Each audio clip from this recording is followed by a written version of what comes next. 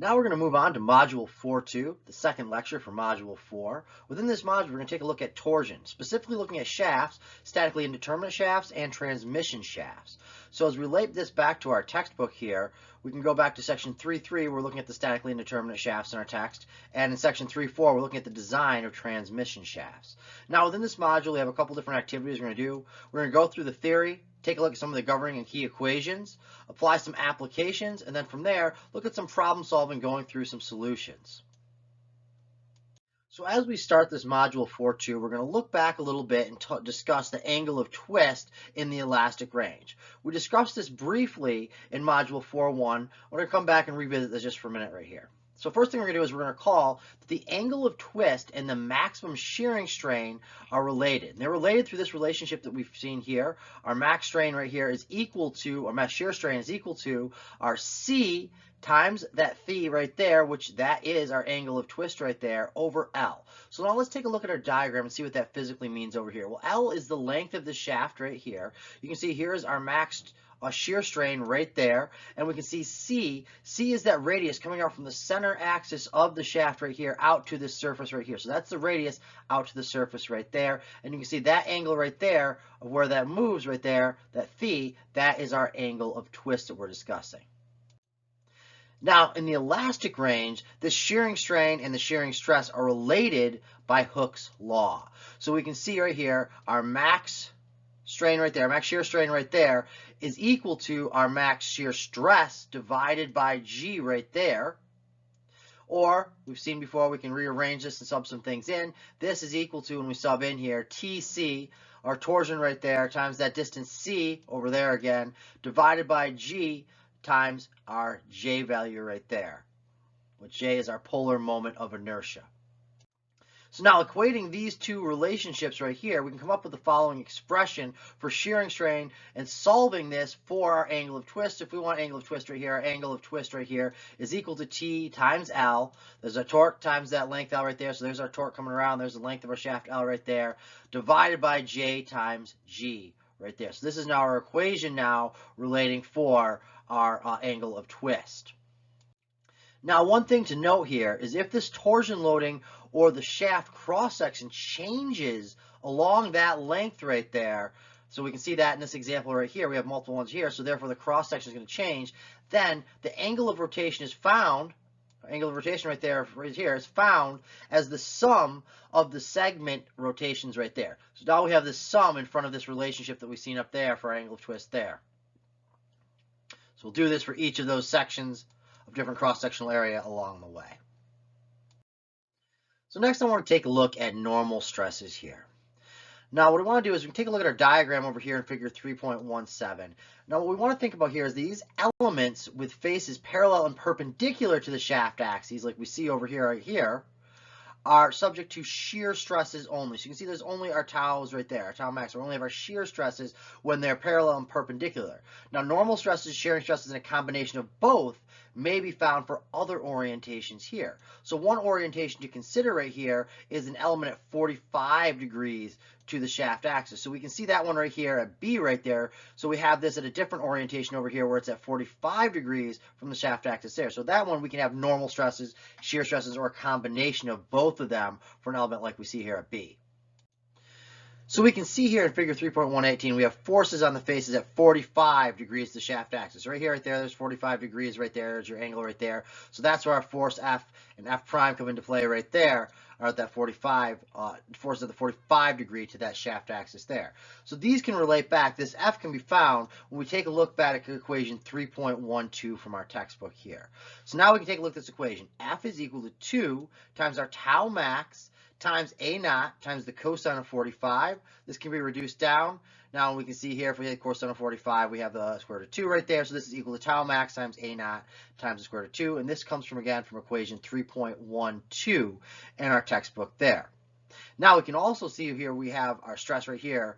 Our sigma at 45 degrees is equal to F over A. So take that force divided by A. So we can take that equation above right there, divide it by A right there. And this comes and relates to equation 3.13 in our textbook there. Now, thing to note here, A is equal to A naught times the square root of 2. And if we refer back to this section of our textbook and goes through a derivation of where that comes from there. So that's where we can replace that there. So we take our F from up above here. We have our A is replaced by this A naught square root of 2 right there. So now we have this relationship here that the sigma 45 is equal to tau max, our max shear stress right there. And again, this comes from equation 3.13 back in our textbook. So now let's take a look down here at figure 3.19. In this figure here, we can see shaft elements with only shear stresses or normal stresses. We can see right here, A is in pure shear. So this element A on this shaft right here is in pure shear. Whereas now we can see at 45 degrees over here, we have this C. Element C is going to be subjected to tensile stresses on two faces and compressive stresses on the other two right there. So what does that mean? Let's physically go back here. Okay, well here's our compressive right there coming in, compressing like here, and here's our tensile right here, right there, coming out and pulling out like that right there. Now, one thing that we do want to note when we're comparing A and C here is that all stresses for elements A and C have the same magnitude. Just the orientation is what's going to be different there. Now we're going to move on and get into statically indeterminate shafts here. So we can see we have the shaft over here in figure A. This is a shaft with a central applied torque and fixed ends right here. So you can see it's fixed at A, it's fixed at B over here. There's our applied torque of 90 foot-pounds right there. It's located at a distance 5 inches from both ends right at the center of that there. So given the shaft dimensions and the applied torque, what we'd like to find from here is we'd like to be able to find the torque reactions at A and B. So we want to find our torque reactions at A and B for that shaft right there. Now from a free body diagram right here, we can do an analysis on the shaft right here. And when we do that out for the free body analysis on the shaft, what we can see is we have unknown TA and unknown TB, which are the two reactions we're solving for, and just the torque there. Now, this is statically indeterminate. Why is it statically indeterminate? We look at this, it's two unknowns, one equation. We don't have sufficient information in order to find the end torques right there. So the problem is then going to be labeled as statically indeterminate. So what do we do to move forward from here?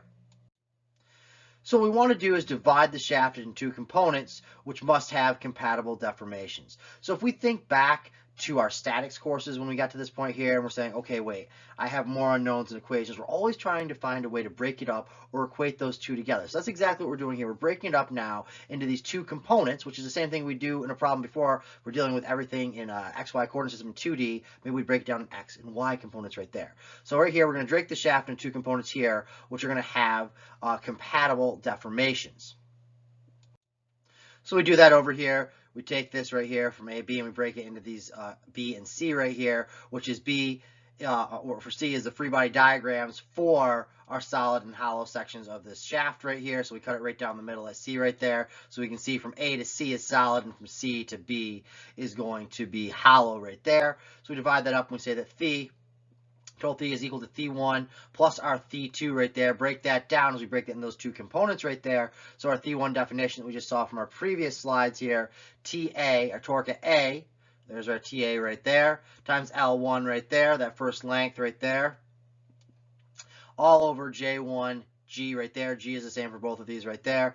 Now when we say this is minus our phi2, which is defined by T sub B right there, times that length L2 right there, all over J2 right there, times G is equal to 0 right there. So we can go through, rearrange this. What we want to do is solve this for T sub B, or torque at B right there. So this is equal to L1 times J2 over L2 J1 times TA right there. When we solve that out and rearrange and solve for T sub B. Now we can substitute this into the original equilibrium equation that we have up top here, because now we got TB in terms of TA, and that was the goal. We had two unknowns, one equation. Well, now we found a way to relate those two unknowns, TA and TB right there, by breaking that into those two components. So we can take that, plug this T sub B back up in here like this here, and now we can eliminate T sub B from the relationship there. Now we say TA plus L1 J2 all over L2 J1 TA is equal to 90 foot-pounds there. So now, with the information given to us for L1 and L2 and being able to calculate J1 and J2 from the given information, we can then go ahead and solve for our only unknown, which is our TA. The next section we're going to take a look at here is design of transmission shafts. So things we want to think about within this design here are the principal transmission shaft performance specifications. So two of these major specifications for performance are your power and your speed of rotation. Now, with that in mind, the designer must select your shaft material and dimensions of the cross-section to meet the performance specifications without exceeding the allowable shearing stress.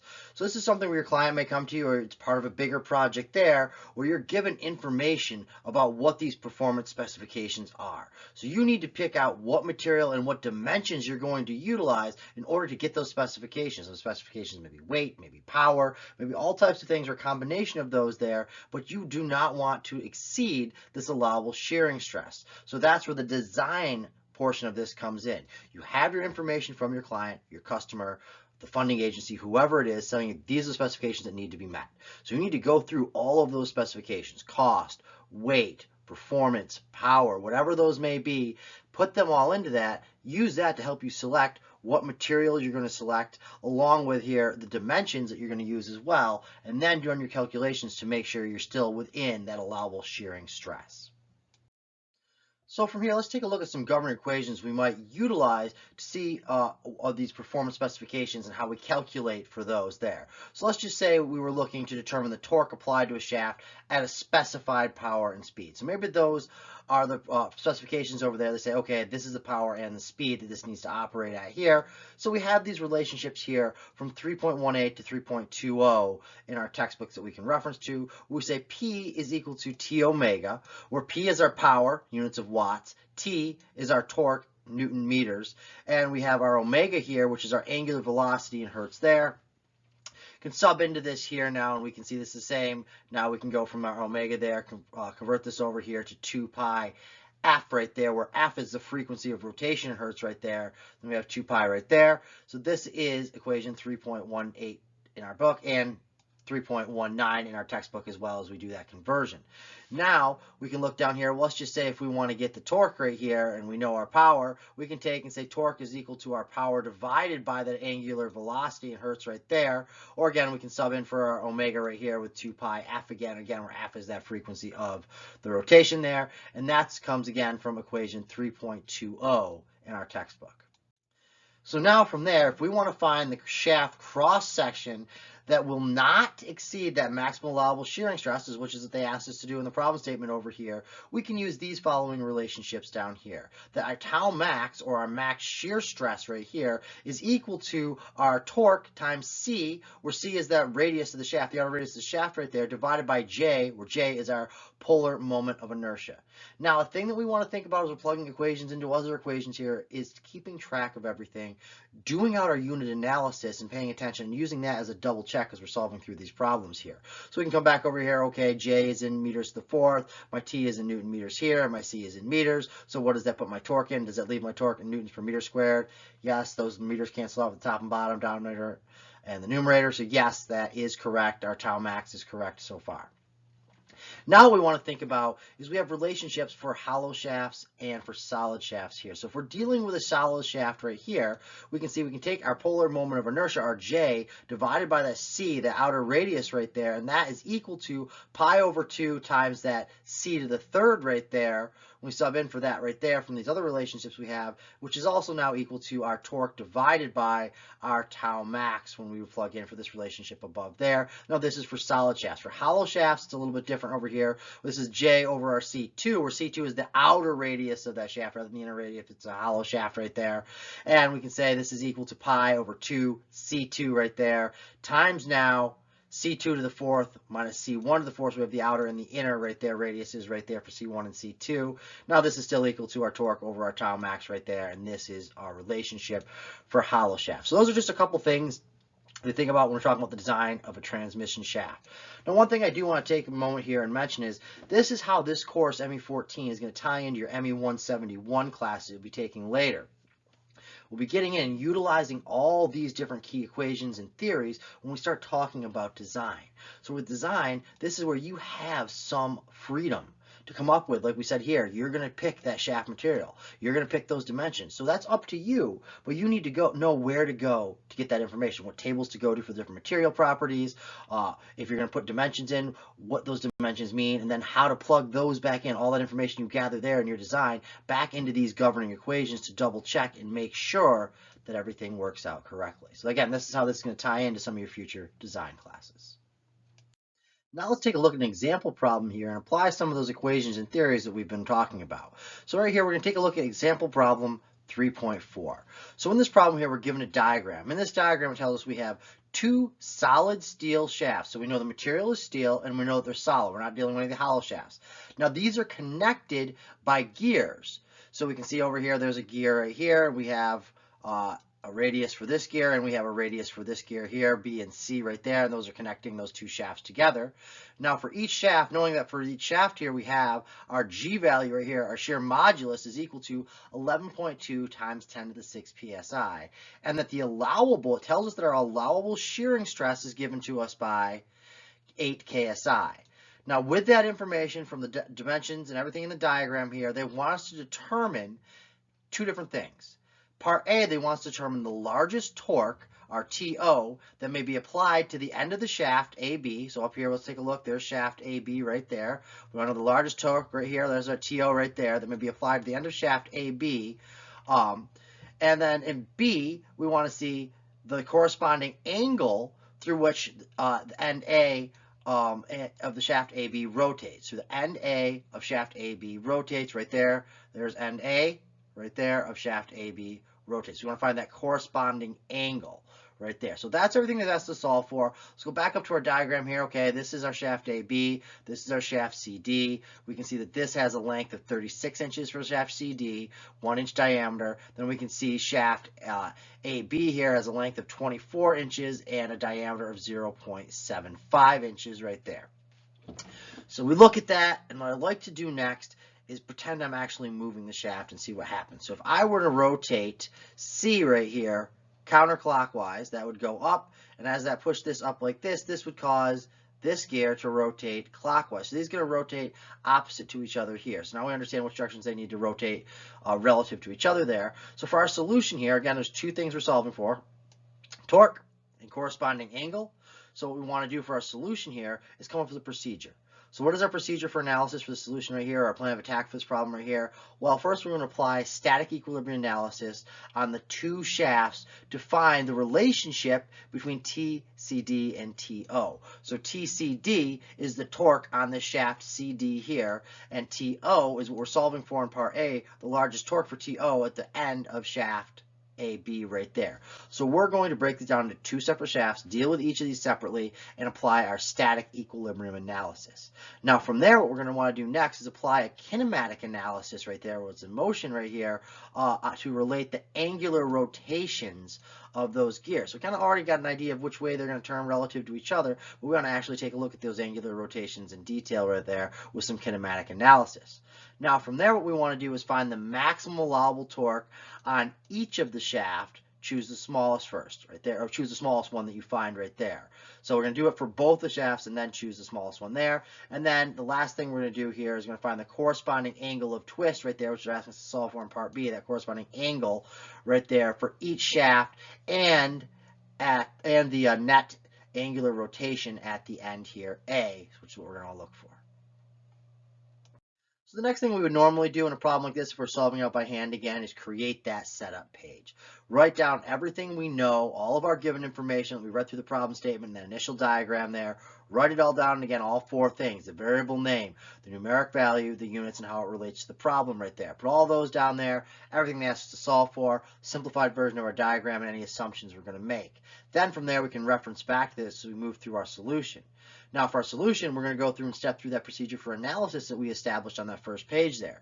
So the first thing we wanted to do in our solution here was to apply static equilibrium analysis on the two shafts to find the relationship between the torque of CD and TO right there. So T right here is the torque right there on the shaft CD, and here's the torque right here on shaft AB right there. So the torque of AB is that TO right there, related back to our diagrams there. So I draw these out as N diagrams, two-dimensional diagrams right here, and what I do is I create my free body diagrams there. I want to have a free body diagram for each of those shafts right there. So I do that right there on each of the gear ends right there, and I come up with these free body diagrams that we can see in figure 1 for gears B and C on the end of those shafts. So we look at this here. Okay, for on sheet C right here, we can see what forces are acting. We got the force interaction between these two gears right there. Gears B and C are interacting with each other. So this force is going up in this direction, this force is going down in this direction right there. We have our support reactionary force right here, and the pin that's holding this that's rotating about right there. So we have those two forces acting right there, and then we have this external torque right here, our torque CD right there acting on it as well. We know the radius of this gear is 2.45 inches. So if we take a look at this guy here, for C, we can come down and say, okay, well, what are our moments about our origin right here? So moments about C right there. Well, these are all equal to 0 because we're dealing with static equilibrium analysis right here, so it's equal to 0. So what creates a torque right here? Well, we have this external torque right here, which is going clockwise, so it's a negative TCD right there. But then we also have this force going counterclockwise, so opposite sign convention, times this distance here back to where we're rotating about, taking our moment about right there. And this has a radius of 2.45, so we can say F times the perpendicular distance of 2.45 minus that CD is equal to 0. So therefore, we can go through with this one right here, and we can solve for our T sub CD right there, relative to F. So what we have now here is one equation, two unknowns, but now we have the second diagram over here. So let's take a look at gear B. And at gear B, again, we still have these two reactionary forces right there for the support forces right there at the center where it's rotating about. We have the external force F over here, corresponding to this F over here where the two gears touch each other and move. And then we have our torque AB going clockwise right now. So our torque AB is going clockwise right there, so that is going to be in one direction. We have the opposite sign convention, so this is going to be negative right there as compared to our counterclockwise rotation that we're going to have from this external force, or this force over here from between those two gears. So now we can look at this as a free body diagram, take our summation of moments for B right here, about this center right there, point B right there, and this is equal to 0 again because we're at static equilibrium analysis for this right here. So this is equal to 0. So this is equal to this external negative TO right here going clockwise. There's a negative sign there, times a positive F times its perpendicular distance, which is the radius right here of 0.875. So we plug that right in there, and now we have two equations, two unknowns. We don't know right here now what we have for our TO, TCD, F, and F. So actually, I misspoke, we have two equations, three unknowns right here. So we can relate the torque of CD to our external torque TO, but we still need another relationship to actually solve for this here. So two equations, three unknowns within this here. The two F's are the same in both of them, so that brings that down to just the two unknowns right here when we combine those equations. So now from our static equilibrium in the first part of that there, we have that relationship right here now. So from there, we want to go over here and move on to the second part of our procedure that we came up with, which if you recall back to that, this was to apply the kinematic analysis to relate the angular rotation of the gears. Because we can see we don't know our T, CD, and our TO, so if we can relate those angular relations there, we can have a relationship between those two, so we can then relate the torques as well. So what we can do is we take a look here at figure 2, and in figure 2, we see the angles of twist for gears B and gears C. So we can see, okay, here's our angle of twist for gear C. There's my Θ right there. Here's my angle of twist for gear B. There's my Θb right there. I know there's a radius for C here of known as 2.45 inches and a radius of B of 0.875 inches. So what I can do is we can do a ratio comparison here for our radiuses and our angle of twist on these two gears right here. So we can say now that our RB, our radius of B, times our angle of twist on B right here is equal to our RC times our angle of twist on C right here, because these are connected and rotating together. So we can use this relationship right here. RB Θb is equal to RC Θc right there. Now what we can do is we can rearrange this, solve for our Θ sub B, our angle of twist of gear B right here. When we do that, that's equal to our RC, radius of C, divided by our radius of B, times this Θc, our angle of twist of gear C right there. Where we are given the information for R sub C and R sub B, so we can plug those right in right there. And what we can see, now we can get a relationship when we do out our math here between Θb and Θc, which we have now that our angle of twist of B is equal to 2.8 times our angle of twist for gear C. So now from here, we want to move on to the next step in our procedure for analysis that we determined at the beginning of this problem here. The next step here was to find that TO for the maximum allowable torque on each shaft Then from there, we'll choose the smallest right there. So the first thing we want to do with this here is draw a free body diagram for each shaft in order to do that there. So we draw shaft AB. We know its length here is 24 inches. We can see we have a torque AB at the end over here, which is TO, and we have the corresponding torque over here, TAB, equal and opposite torques on either end of this guy right here. And we can see this radius to the outer surface of this here, where our stress would be max, is equal to C of 0.375 inches. So this is the free body diagram for shaft AB. Now we do the same thing over here and look at the free body diagram for shaft CD. So now we have a different length here. This is 36 inches long right here. There's our C value right here. Again, that maximum radius out to the surface right there is 0.5 inches. And then this has TCD on both ends of this right here. So now what we can do is we can go back and recall our general equation for our max shear stress. So our tau max is equal to our torque. Now let's do this for each of the shafts separately. For AB, the first shaft over here, it's torque AB times that distance C out to the edge of it there, where it's going to be max, divided by our polar moment of inertia here for AB, which is JAB right there. We have relationships for those so we can plug in. Well, TAB is the same as our TO that we're solving for, times our C value here, which is 0.375. So there's our numerator right there.